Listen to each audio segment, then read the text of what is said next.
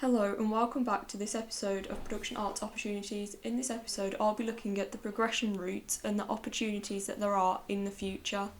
In this chapter I'll be looking at the different routes you can take within stage management to further develop my skills and to get to the next level in my career. Whether it's going straight into employment and what opportunities there are with that, or further developing my educations by going to drama school, university or getting an apprenticeship, I will be debating which is the best route within my job as a stage manager during this video. The job opportunities, however, are different for each sector within theatre. These sectors are design, technical and admin/management. As a manager, our job role comes under admin/management but can also come under the technical, but there are very specific ways to make sure that you're taking the next step to developing my career as a stage manager and to further my education. One of these ways is freelance. Freelance is when you're self-employed and then hired by different companies to complete certain tasks or work on specific shows. You work to a specific contract, whether it's short or long term, which states the amount of time that you'll be working on this project, and then once your contract is over, you'll move on to a different job. Most of the time these jobs will be with a different company and working on a completely different show. The advantages of working freelance within a theatre is you being able to network with more companies and developing your contacts so that you can then work with them later on in your career. And you'll be able to get your name out there. If you have a good reputation, you might be able to further work with the same companies again, or using the contacts that you gained in previous jobs. This then means that you have a wide variety of jobs that you can do, and once you're successful, you can choose which jobs you want to go to. The disadvantage of going freelance is that it's not reliable work, as you might be working for a company for 9 months on tour, but when the contracts run out, you are not able to get another job for another 6 months. Therefore, have to go 6 months without any income or on a really reduced income.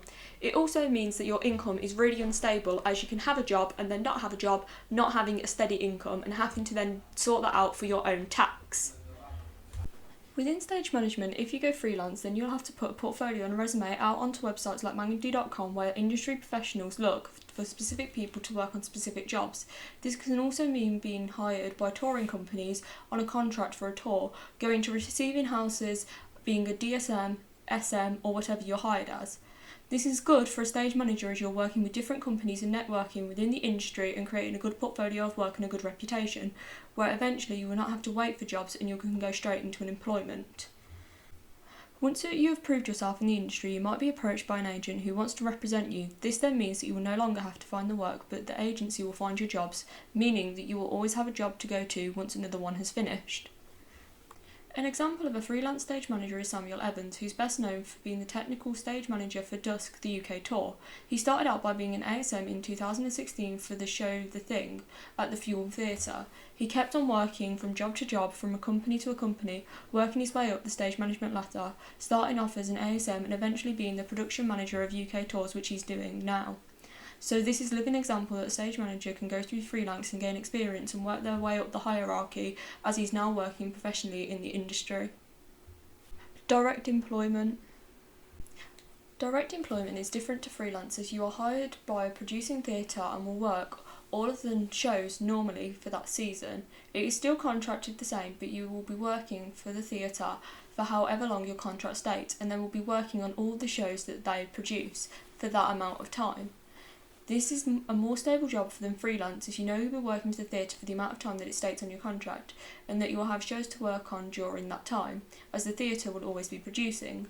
However, as you're only working on that theatre, you will be working with the same people and therefore not networking with anyone else in the business. So once your contract runs out, and if you wanted to work on something else with a different company, you don't have the same contacts that someone who's been working freelance will have, so not many companies will know how to contact you, and therefore you haven't actually got your reputation out there as a good stage manager. Direct employment relies on working within a theatre that is a producing house, where they produce their own shows and you will work throughout the season on those shows, being a part of the stage management team. For example, the Rep Theatre in Birmingham. They have a team of people who work on their shows as a part of the stage management team for the shows that they produce that season. This is then different to a receiving house, as they have tours come in and use their own stage management team that are on tour and use the theatre to hold their productions. Therefore, these theatres will not have a stage management team, as the stage managers come from the tour, so there's no point employing someone to do that job, therefore wasting money. An example of a receiving house is the Birmingham Hippodrome, as they receive tours and host them, therefore not needing an on-site stage management team. Within stage management, direct employment would mean being hired by a producing theatre and working on all their shows during that season as a part of the stage management team. This would be good as it's a stable job and you get to know that you'll be working on the shows that are being produced there. Again though, you don't get the contacts that you might get if you're working freelance and not get as many networking opportunities. Jenny Northern is a stage manager for the Birmingham Repertoire Theatre. She has been there for 2 years working on the shows that they are producing there, with a stable job and a stable income. However, she did not go straight into the employment as she had an English language and literature degree from the Open University. She worked there and is now hired directly to the theatre, proof that being hired to a theatre can work for some people. Education, drama school versus university. Getting further training in stage management, you can go to either a drama school or university. The main difference between drama school and university is that a drama school is more practical based and you will have more hours on site with tutors with more hands-on experience working on the shows, whereas a university is more research based with more independent study time to complete the research tasks and less time with your tutors and less time working on shows. Also, when you go to drama school, you're expanding your connections as companies come to drama schools to get in contact with people to work on certain shows, as they know that they've been trained under the show pressure that will be in a theatre. However, at universities, you won't have as many connections, therefore meaning it's harder to get into the industry after having your degree. Some of the courses that you can do at drama school is at Guildhall School of Music and Drama in London, doing a BA Honours in Production Arts in the stage management pathway. The other drama schools that offer BA Honours of Production Arts is LAMDA and RADA, along with many other drama schools. An alumni of Guildhall on the stage management pathway is Danny Newton, who graduated in 2017 and is now working as an ASM on Dear Evan Hansen in the West End, more proof that this route can get you into the industry. Some of the courses you can do at university include studying a stage management degree, including the University of Lincoln and Birmingham City University, along with so many other universities. However, many of these are drama degrees and not separate stage management degrees, or even technical theatre degrees that all come under drama. Overall, I believe that drama schools are better than universities for going into stage management as you get more connections and get more actual hands-on experience of working in shows and working in the industry. This means that when you actually come to being employed, you're used to the show pressure, therefore making you more employable.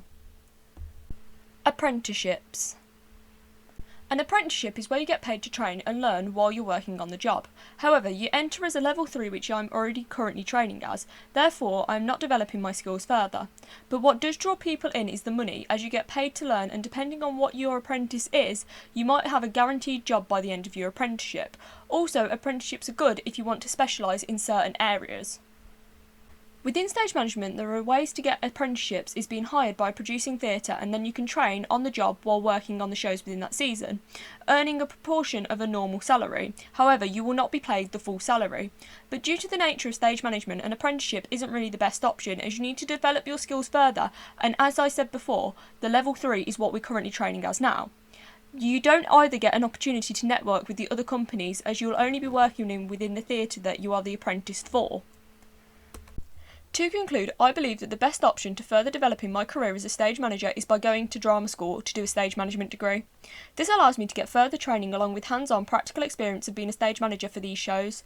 This then lets me further develop my skills, but also allows me to network with industry professionals, allowing me to get my name out there and hopefully find a job freelance with touring companies or starting as an ASM and working my way up in theatres. This then makes me work up the hierarchy, as seen in previous episodes. Our trade union within the production arts is BEC2. This is really important to be a part of whether you are freelance or working within a theatre, as they can give you legal representation if you were to be paid wrong, have unsafe working conditions, or even if you were to get injured at work and it wasn't your fault. Therefore, this is really important that all members of the production arts teams are signed up to this union so they can get the legal representation if needed.